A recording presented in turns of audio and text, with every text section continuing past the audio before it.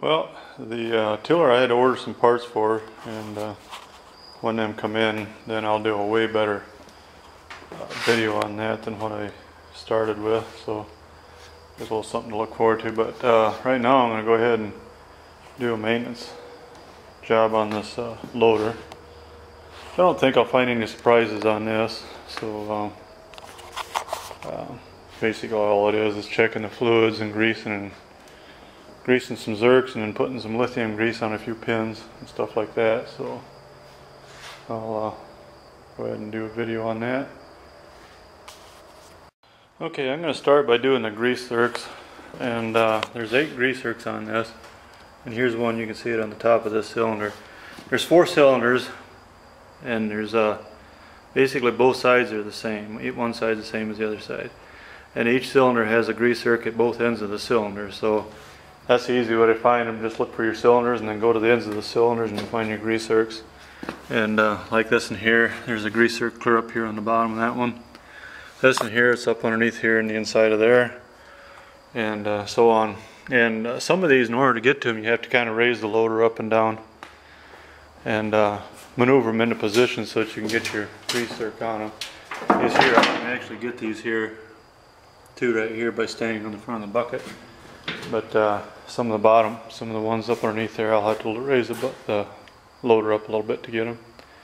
So I'm going to do those, and then we'll go on to the next. A couple more things I might want to mention is, whenever I grease a grease zerk, I always wipe all the dirt off of it so that I'm not actually pressing dirt into the grease zerk. I'm sure most people probably already know that and do that. But then the other thing I wanted to say is, if you raise your loader all the way up and run your bucket all the way down, you can actually theoretically get to all your zerks, but you have to be pretty tall to get those ones up top.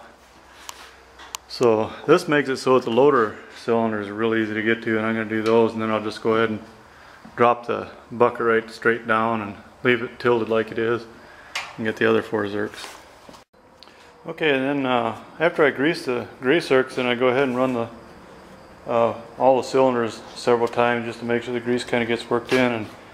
And something that might sound kind of weird, I leave the grease hanging on the old zerk there, and one of the reasons I do that, the only time I don't is if it's on like a dry shaft or some kind of a spinning object, because I don't really like it being propelled off. But anyways, the reason I do that is that actually stays on there and kind of protects the zerk itself. It actually keeps moisture from getting into that little bearing at the top of the zerk and rusting that up. That's one of the most common failures on a grease zerk. So, and then when you get done greasing, then make sure all your cylinders retract as far as they go. And then here on your loader tank, this is actually a hydraulic tank or reservoir, there's a screw on there, and that's your oil level check screw. Just take that screw out, and it needs to run out of there. And so I'm going to check that, and then we'll go on to the next. Okay, once it starts running down out of that hole, then you're filled. Mine took about probably a quart and a half.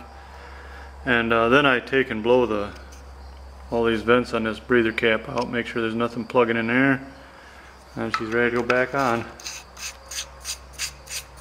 And so that's the fill. And then the next thing is lubricating all your other pivot points, the ones that don't have the grease zerks, and that's like let's see, here's one right here. That's a pivot point. And then down here on the bottom of the bucket is one. And I think that's the only 2 actually, come to think of it. I think that's the only 2 that I do, 2 on each side, of course. And what I do for that is I kind of maneuver the loader around and kind of get some so I can turn the pins fairly easy, and then I just spray it and then kind of rotate it and get it to work in there. And I'll do that, and then we'll give her a try out. That should be it. Okay, on mine I got a switch that overrides the safety. That way I can turn the loader on when I'm not on the tractor. If you don't have that, you probably would have a hard time getting these so that you can rotate them.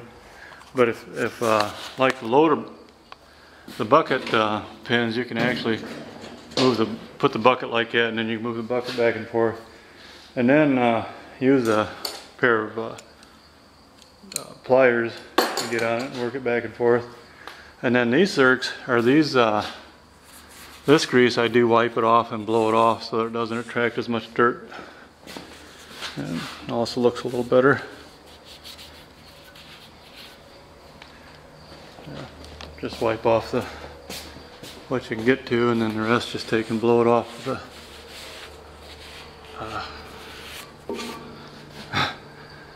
wipe it off of or blow it off the compressed air. My brain's not multitasking well today.